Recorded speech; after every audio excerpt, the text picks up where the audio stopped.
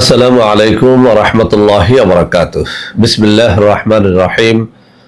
আলহামদুলিল্লাহি রাব্বিল আলামিন ওয়াল আকিবাতু লিল মুত্তাকিন ওয়াসসালাতু ওয়াসসালামু আলা নাবিয়্যিহি মুহাম্মাদিন ওয়া আলিহি ওয়া আসহাবিহি আজমাইন। আম্মা বা'দ।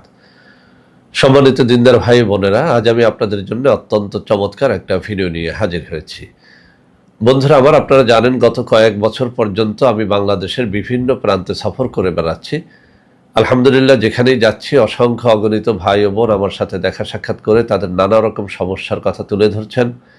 আমিও আমার সাধ্যানুযায়ী তাদের সাহায্য করার চেষ্টা করে যাচ্ছি। বন্ধুরা আমার, আল্লাহ রব্বুল আলমিনের কাছে এই প্রার্থনা করি, আল্লাহ রব্বুল আলমিন যেন আমাকে মৃত্যু মানুষের খেদমতে নিয়োজিত রাখেন, আমিন। বন্ধুরা আমার, আমরা যখন বিভিন্ন এলাকায় সফরে বের হই, আমাদের সাথে নানা রকম মানুষ তাদের নানা রকম কষ্টের কথা শেয়ার করে থাকেন।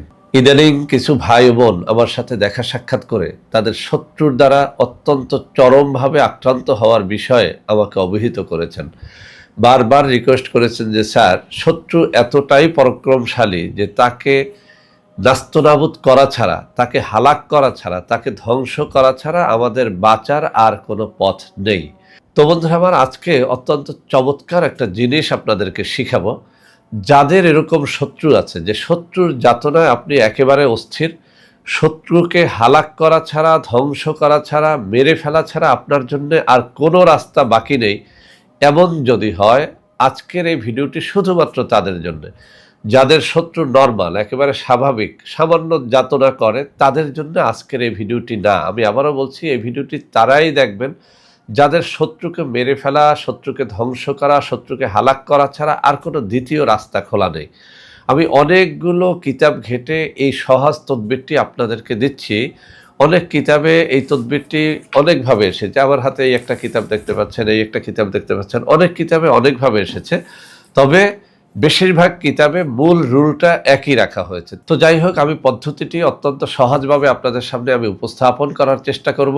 যদি সঠিক নিয়ম মেনে আপনি কাজটি করতে পারেন, আপনার শত্রু সে যত বড় হোক, যত বড় বদমেজাজি হোক, যত বড় পাওয়ারফুল হোক, যত বড় রাজনৈতিক লিডার হোক না কেন, আমার এই তদবির বিফল হবে না যদি আপনি সেটিকে সঠিকভাবে করতে পারেন। তো বন্ধুরা আমার, তদবিরটি আপনাদের সামনে শেয়ার করার আগে তদবির লেখার কিছু শর্তাবলী আমাদেরকে পালন করতে হয়, সেই বিষয়ে দুই একটা কথা বলতে চাই। আপনারা অনেকেই বলে থাকেন যে স্যার, আপনার দেখানো তাবিজ তদবির আমরা করে অনেকে ফল পেয়েছে আলহামদুলিল্লাহ, কিন্তু আমরা আবার অনেকে পাই না। মূলত ওই সমস্ত লোকেরাই ফল পায় যারা তদবিরটি সঠিকভাবে সঠিক শর্ত মেনে করে থাকেন। যারা শর্ত সাবুত জানেন না আর শর্ত না মেনে একটা কাজ করেন, তখন কিন্তু আপনি এর দ্বারা ফল পান না। এক নম্বর শর্ত হচ্ছে, আপনাকে অবশ্যই নামাজি, রোজাদার, পরহেজগার ব্যক্তি হতে হবে। এমনকি আপনি অন্য ধর্মের লোক হলেও সেই ধর্মের যে নিয়ম কানুনগুলো রয়েছে, ধর্মীয় আচারগুলো রয়েছে, সেটা আপনাকে অবশ্যই ফলো করতে হবে। সুদখোর, ঘুষখোর, মদখোর, জুয়াখোর এরকম যারা রয়েছেন, নেশাখোর যারা, তাদের দ্বারা তদবির লেখালে অথবা তারা বিপদে পড়ে কোনো তদবির লেখলে কোনো ফল হয় না। এছাড়াও যে কোনো রকমের ফাসেক ফুজ্জারের তদবির কোনো কাজে আসে না, পরহেজগার মানুষের তদবির কাজে আসে। দুই নম্বর কথা হচ্ছে, তদবির লেখার জন্য মেশক জাফরানের কালি জোগাড় করে নেবেন। এবং তাবিজ যদি লেখেন, তাবিজ লেখার নির্ধারিত কাগজ এবং কালি আর ভোজ পাতা জোগাড় করে নেবেন। সব থেকে ভালো ফলাফলের জন্য যেদিন কোনো তদবির করবেন সেদিন যেন আপনি রোজা রাখেন, তাহলে বেশি ফল পাবেন। আরও বেশি ফলাফলের জন্য ভোর রাত্রে 2 রাকাত তাহাজ্জুদের নামাজ পড়ে আল্লাহ রাব্বুল আলামিনের সাথে মোনাজাতে কান্নাকাটি করে আপনার যে কোনো মনের আশার কথা প্রকাশ করে তারপরে যদি আপনি তাবিজটি করেন বা তদবিরটি করেন, সেগুলো অব্যর্থভাবে ফল দেয়। তো বন্ধুরা আমার, এই বিষয়গুলো লক্ষ্য রেখে আপনারা তাবিজটি যেন করেন। আর বিভিন্ন তাবিজের জন্য বিভিন্ন বার নির্ধারিত থাকে, ওই সব বারগুলো খেয়াল করে তাবিজগুলো করলে আপনারা ফল পাবেন। তো যাই হোক বন্ধুরা আমার, এবার আসল কথায় আসি। বিভিন্ন কিতাবে এই তদবির বিভিন্নভাবে উপস্থাপিত হয়েছে। আমি যেভাবে ফল পেয়েছি সেই ফলাফলের ভিত্তিতে আপনাদেরকে নিয়মগুলো শিখিয়ে দিচ্ছি। যাদের অত্যন্ত পরাক্রমশালী শত্রু রয়েছে বা এমন শত্রু রয়েছে যাদের হাত থেকে বাঁচার আপনার আর দ্বিতীয় কোনো রাস্তা নেই, শুধুমাত্র তারাই এই কাজটি করবেন। কি কাজ করতে হবে? যে কোনো দিনে আপনি পবিত্র অবস্থায় আটার দলা তৈরি করবেন। গুটি গুটি গুটি গুটি বা গোটা গোটা করে আপনি 1000 পিসের কিছু বেশি আটার গোটা তৈরি করবেন। এরপরে রোদে সেগুলো শুকাবেন। সবথেকে ভালো ফলাফলের জন্য এগুলো যদি আপনি ছায়ায় শুকিয়ে নিতে পারেন তাহলে আরও বেশি ফলাফল হবে। তো রোদে বা ছায়ায় যেভাবেই শুকান না কেন, যখন শুকিয়ে যাবে আবার গণনা করবেন। ঠিক 1000টি প্রয়োজন হবে। আপনি 1010টি, 20টি, 25টি গোলা তৈরি করেছেন, বাকিগুলো ফেলে দেন। ঠিক 1000টি গোলা রোদে শুকিয়ে বা ছায়ায় শুকিয়ে নেবেন। এরপরে মেশক জাফরানের কালি জোগাড় করে নেবেন। এবার আপনি আটার ওই শুকনো গোটাগুলোর উপরে মেশক জাফরানের কালি দ্বারা ইয়া কবিয়্যু, আল্লাহ রাব্বুল আলামিনের অত্যন্ত সুপরিচিত সুপ্রসিদ্ধ একটা গুণবাচক নাম ইয়া কবিয়্যু। ইয়া কবিয়্যু অর্থ হচ্ছে হে প্রবল ক্ষমতাধর প্রভু, হে প্রবল ক্ষমতাধর প্রভু। এই যে নামটি ইয়া কবিয়্যু, আমি এখানে আরবি উচ্চারণ সহ অর্থ সহ দিয়ে দিব। ইয়া কবিয়্যু এই নামটি 1000 গোটার উপরে 1000 বার লিখবেন। কোনো গোটার উপরে লিখতে গিয়ে যদি সেটা এলোমেলো হয়ে যায়, ভুল হয়ে যায়, লেপটিয়ে যায়, তাহলে ওই গোটা বাদ দিয়ে আবার নতুন গোটার উপরে লিখবেন। অর্থাৎ একেবারে ফ্রেশ কলম, ফ্রেশ কালি দ্বারা 1000 গোটার উপরে স্পষ্ট করে ইয়া কবিয়্যু নামটি আপনি লিখবেন। এই কালিগুলো যেন এই আটার গোলার মধ্যে শুকিয়ে যায়, এতটুকু সময় দিবেন। এরপরে যে কাজটি করতে হবে, একটি লাল রঙের অথবা কালো মোরগ জোগাড় করে নেবেন। যদিও বিভিন্ন কিতাবে বিভিন্ন রঙের কথা বলা হয়েছে, আমি পরীক্ষা করে দেখেছি লাল রঙের মোরগ অথবা কালো রঙের মোরগ আপনি জোগাড় করে নেবেন। এই লাল অথবা কালো রঙের মোরগ হলে ভালো হয়। অ্যানাদার কালারের মোরগে যে হবে না সেটা কিন্তু কোনো তাবিজের কিতাবে লেখা নাই, তবে বেশিরভাগ কিতাবের মধ্যে লাল অথবা কালো রঙের মোরগের কথা বলা হয়েছে। তো এরকম একটা মোরগ জোগাড় করে নেবেন। এই মোরগটাকে 2-1 দিন একটু বেঁধে রাখবেন, যেন মোরগটা পেট পুরে এই 2-1 দিনে কোনো কিছু খাবার গ্রহণ করতে না পারে, অর্থাৎ মোরগটাকে ক্ষুধার্ত করে নেবেন। এর কারণ হচ্ছে এই যে 1000টি গোটার উপরে আপনি ইয়া কবিয়্যু নামটা লিখেছেন, এই 1000 গোটা একটা মোরগকেই খাওয়াতে হবে। অর্থাৎ আপনি একটা ক্ষুধার্ত মোরগের সামনে এই গোটাগুলো রাখবেন।